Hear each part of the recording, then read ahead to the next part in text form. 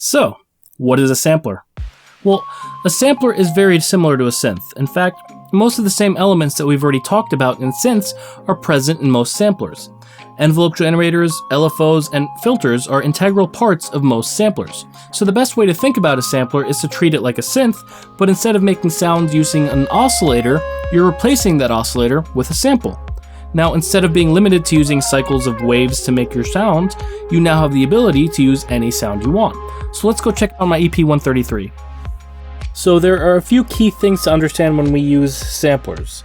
If we choose to make an instrument using a single sample, let's use my voice as an example. Check 1 2.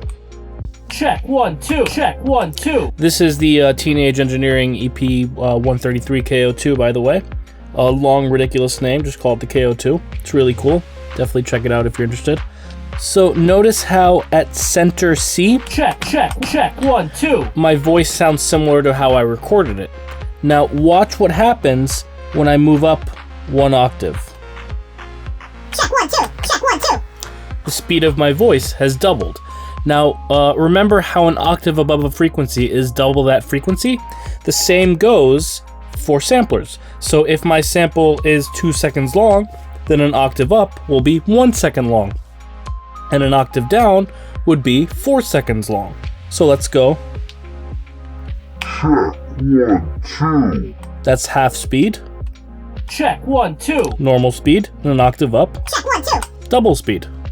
So we can choose to stretch these samples in order to keep their lengths consistent, but that alters the character of that sample, so that's something to keep in mind. I'd also like to point out that the noise oscillator in Serum is a sampler. It's a sample-based oscillator.